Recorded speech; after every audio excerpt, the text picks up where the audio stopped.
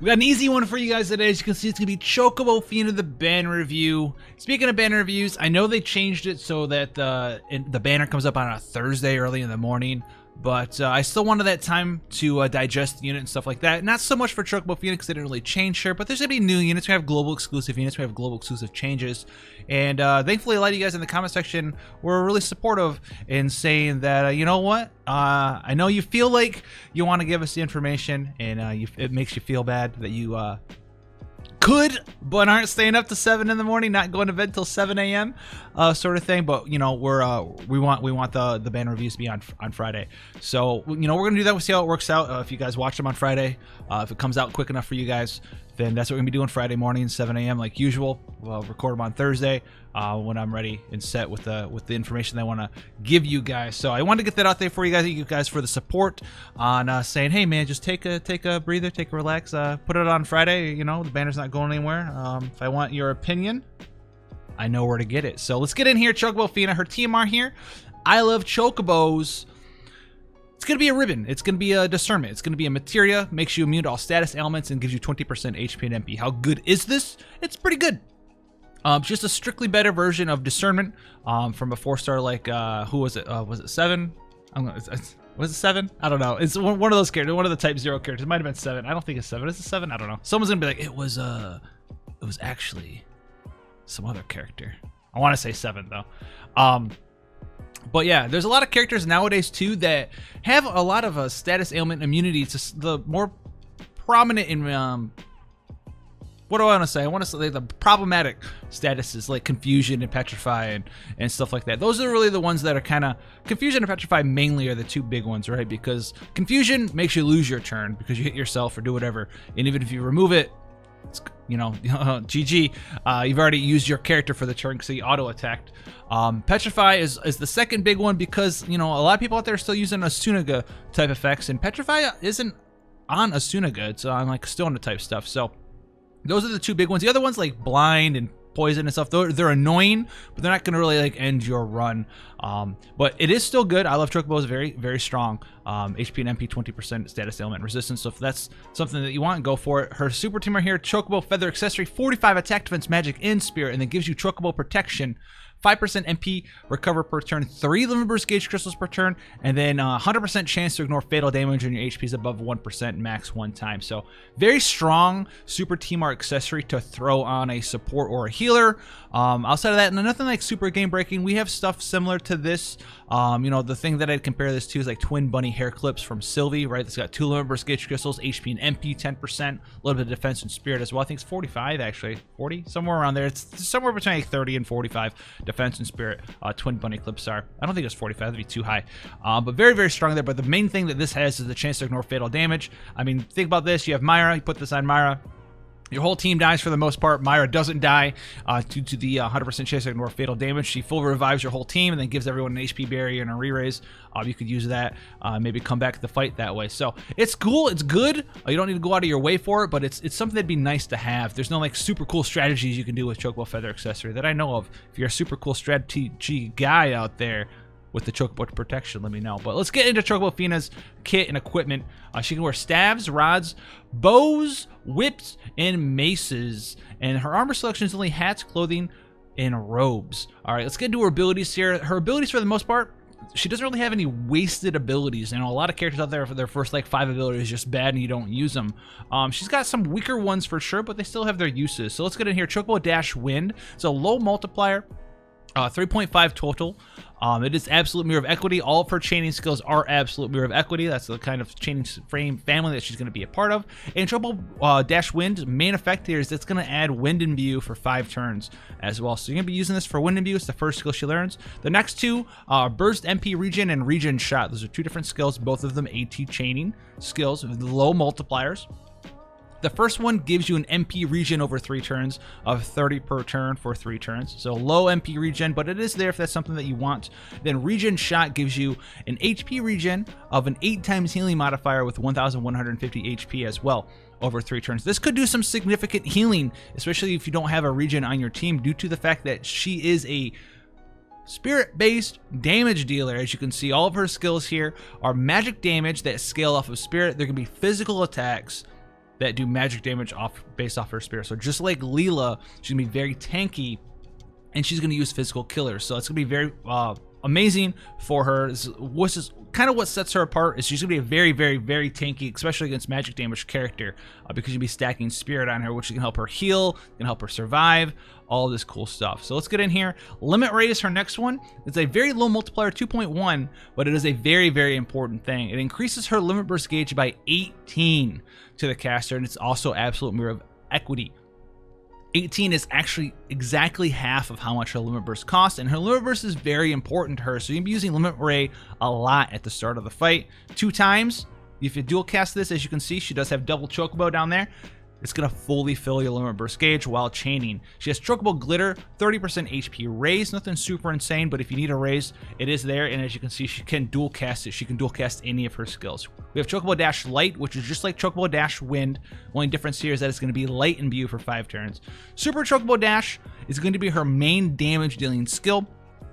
It is absolute mirror of equity, but it's also broken up into 2 parts. The first 7 hits will be a 1.5 multiplier. That last hit is a 6.0 multiplier. So it's only a 7.5 multiplier right here, but she's going to be able to give significant bonuses to this skill. We're talking big damage from Super Chocobo Dash. Her next one here is Sacred Gift, 80% HP auto revive for 3 turns to 1 ally, dual castable. We also have double Chocobo. As you can see, the dual cast is right there. Then we have some more skills here. Sunbathing Together, 75% light resist buff for 5 turns to your allies with a small HP and MP heal.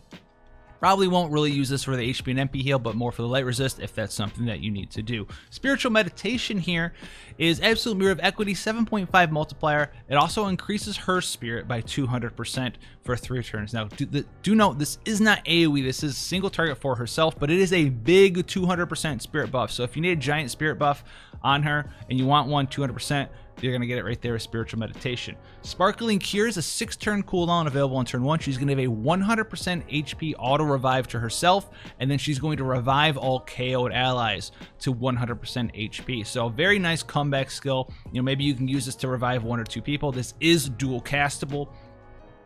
So you can go ahead, do something else, revive your whole team, maybe 1 or 2 dead people, right? And then put an auto revive on herself. So pretty super cool skill to have access to in some situations. Very niche, but it is nice to have in your back pocket. Speaking of having stuff in your back pocket, we have Chocobo Re-Raise or Choco Re-Raise. It's a 7-turn cooldown and not available until turn 7. It's a 28 times multiplier spirit scaling skill to all enemies, absolute mirror of equity chaining frame family. And it applies a 100% HP auto revive for 3 turns to your entire party. Now, you can't use this until turn 7. That is the main drawback. And, you know, a lot of times you want to have an auto revive on demand, but with this being on a damage dealing character, this really doesn't take up, that's not like your healer of choice that you're using is going to have an auto revive that's not available turn 7. A lot of popular characters out there like CG Lid and Fina and Myra. If you have CG Lid and Fina and Myra in your same party, each of those characters have an auto re-raise that they can use whenever they want. You can space them out, right? And then you can go ahead and use Choco Re-Raise. So, right, maybe use Lid and Fina on turn 1, and then a couple turns later you use Myra's, and then that one wears off, and you have Choco Re-Raise as well. And then if you have your Chocobo Fina and a friend Chocobo Fina, you have another Choco Re-Raise. So you just keep having all of these AoE auto revives up. So very cool skill to have access to there. And this is broken into 2 different parts. So it's backloaded 20 times multiplier on that hit there, 8 times multiplier on the first 7 hits. Now, let's get into her passives here. She's got to have a lot of defensive passives. So she does have dual wielding as a passive, very strong, especially since she's going to be a spirit-based true dual wielder. She has spirit 20%, MP 20%, HP 20%, defense and HP 20%, 5% MP refresh, 50% spirit when equipped with a staff, as well as 50% additional spirit when equipped with a bow. So up to 100% if you're using both of them. 30% more spirit, 30% more MP, 30% more HP, 50% wind and light resist.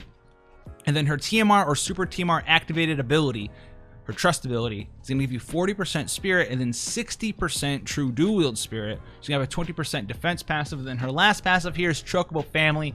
20% defense, 20% spirit, and then 40% more true dual wield spirit. And it's going to give a multiplier increase to Choco Dash, Light, Wind, Choco Re-Raise, Spiritual Meditation, and Super Choco Dash there. So she's going to have 100% true dual wield spirit and a lot of spirit. But we're not done with that. There's some conditional skills here. As you can see, activated by Choco Meteor is triple Chocobo, which allows you to triple cast any of her skills there. This is why her limit burst is very important. And then she has some significant awakenings with her EP skills already.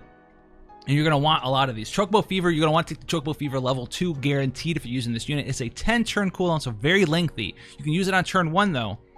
But what it does do is it increases the multiplier of Super Chocobo Dash by 3.0 for 10 turns. It also gives a 75% limit burst damage buff for 10 turns. It also gives herself a 150% spirit buff for 10 turns. None of these effects can be dispelled.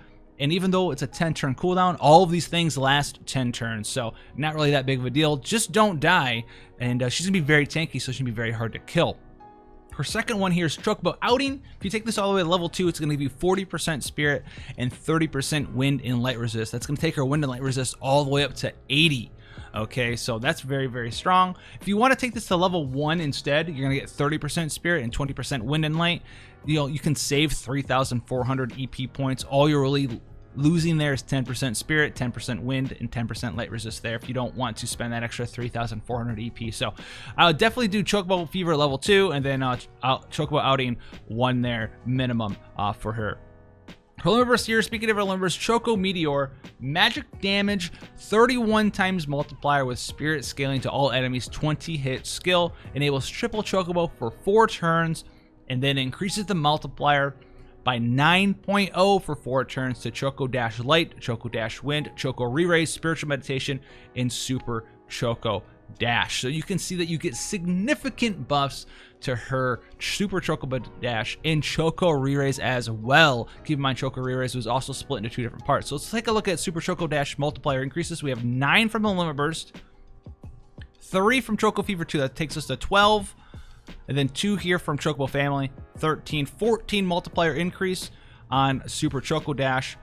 14 here takes the 6.0 all the way up to a 20, and this 1.5 all the way up to a 15.5. So 35.5 multiplier increase, or no, total, multiplier total to Super Chocobo Dash. So very heavy hitting skill, and you can, remember, triple cast this skill.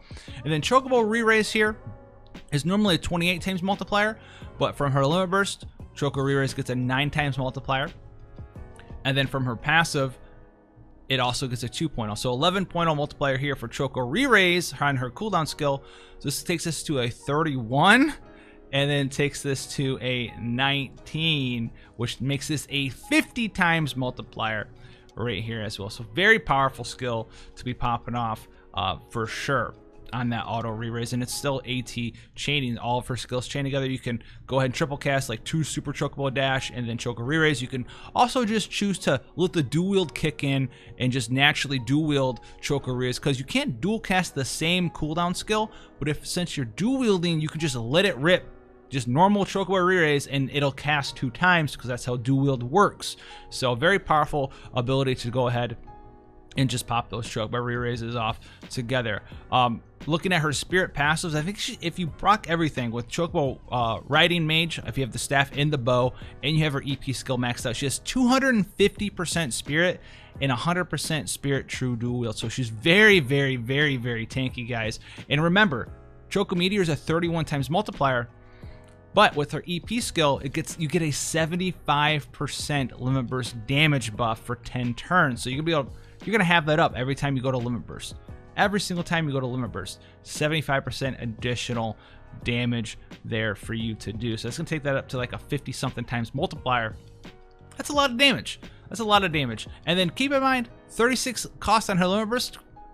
Listen, easy. Limit Ray, increase limit burst gauge by 18 to the caster. So very strong ability to go ahead and start doing a whole bunch of cool stuff with Chocobo Fina. What are her pluses? What are her minuses? Her pluses: she's very tanky. You're gonna be casting spirit-based damaging attacks, and they're also gonna be physical attacks as well. So you're gonna be able to use physical killers. There's a lot more physical killer availability. So she's gonna be able to utilize all that stuff. 125% from a lot of the espers out there for physical killers. Almost every killer in the game from an esper goes up to 125% on the physical side between the normal and the plus version. And then she's going to be very tanky with that spirit. She does have a lot of cool sideways utility with the heals and the re-raises and the raises and the HP regens. She's also very easy to build. 250% spirit, or 210, or 200 to 250% spirit, depending on if you're using double staves or if you're using one bow and one staff. Is a lot of spirit. That's either a little over half or half of the spirit cap, as well as 100% true dual wield spirit. Very easy to build. Be able to cap that spirit off, especially considering that, you know, item world's out, right? She's going to be equipped with 2 different items that you can run through item world to get a lot of spirit on there. Feel a little bit lucky there. So you're going to be able to cap out spirit pretty easily, and she doesn't need anything super insane. You can use super insane gear on here, right? Like betrothal ring or any sort of like spirit percent plus flat spirit accessory, but you don't have to. And she'll also be immune to all status ailments, due to the fact that you're going to be using I Love Chocobos on here for her Trust Master reward, and you're still going to be able to hit Spirit Cap. What are the downsides for her, though? So her downsides is she doesn't have any imperils, which isn't that big of a downside. There's a lot of ways to imperil people nowadays. You can still imbue her and imperil with her. I have characters that have their own ability to imbue and imperil with their own kit, and I still use an external imbue and an external imperil because it just makes life easier. So that's one downside there. The second downside is if you look in her passive, she's a true dual wield unit, but she doesn't have true dual wield mastery. So keep that in mind in this era of true dual wield units. She doesn't have the 6 times multiplier cap increase, so that's going to hamper her damage a little bit there with that 6 times multiplier cap, you know, being gone. It's like a 30%-ish damage loss compared to if she had true dual wield cap mastery, you know, 30, 35, somewhere around there, depending on what skills you're casting in. If you're triple dual casting, using her limit burst, something like that. So that's pretty much her downside, though. But she's a very, very, very, very, very friendly unit to new players as well, because she's so easy to build. I'll get Holy Rod on her. You won't even need to imbue her anymore. So keep that in mind. There's a couple stabs out there who have pretty high spirit that also have a natural element associated with them. Holy Rod comes to mind. 120 spirit, pretty good. All that good stuff. There also is a bundle in the shop that makes her pretty easy to get. So if you are someone who does spend currency, real life currency on FFBE, there is a pretty nice bundle in the shop. It's $29.99 and it gives you 2,000 lapis and her prism to awaken her to 7-star. So if you manage to pull one of them and you're someone who, you know, buys lapis every now and then, that's a very, very good deal if you're someone who already buys lapis now and then and you're looking to 7-star your Chocobo Fina, because for $29.99 you usually get around like 4,000, 4,500 lapis, somewhere around there. And so basically, since you get 2,000 lapis in that bundle, you're trading like 3,000, 3,400 lapis for the prism for Chocobo Fina. So 3,000 lapis for a second copy of a character is a really good deal. So if you're looking to get a 7-star Chocobo Fina, that is also an option for you to get as well. So very popular character, very flexible, very tanky. Gonna be able to survive a lot of magic damage, especially. Deals good damage. Isn't going to usurp anyone in doing damage, but she is going to do very good damage in her own right. Very easy to build, and you're gonna be able to put whatever sort of material you want on her to make her more survivable. Maybe put some limit burst damage material on her to make her limit burst do more damage when it does go off.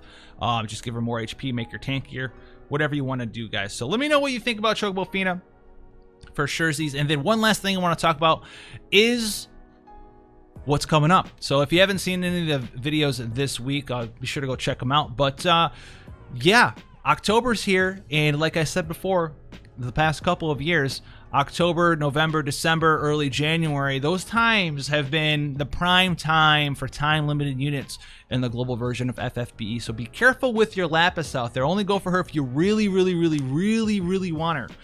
Due to the fact, you know, we have Halloween coming, and then, you know, there's November. There's not a whole lot going in November for holiday stuff, but then we're gonna go right into December, which means you know, the Christmas / holiday units for December as well.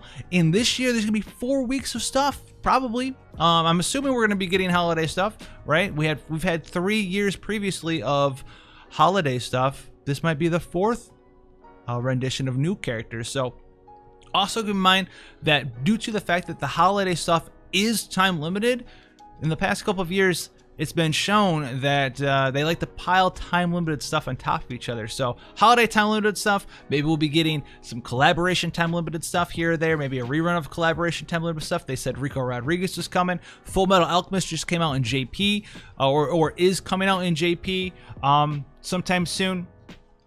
And guess what? The last couple of collaborations that JP's gotten, we've gotten like a couple weeks later with like the changed version sort of thing. So, you know, that could be coming out, or, you know, right after Christmas, right after Halloween. So keep that in mind as well. So you got to be really, really careful with what you spend your lapis on nowadays. So make sure you know what you're going for when everything's said and done. We're going to be caught up in time-limited season for sure, guys. But thank you guys for the support. Friday, 7 a.m. banner reviews still going on strong. If you want to see more stuff like this, go ahead and hit that subscription button, hit that like button. Helps the channel out a lot. Helps out with the algorithm for how much YouTube likes this channel and sends out notifications and all this other garbage. So, you know, speaking of notifications, smash that notification button with your chicobocobos. Feed them up, nom nom, eat them up, and I'll catch you guys in the next one. Take care, guys.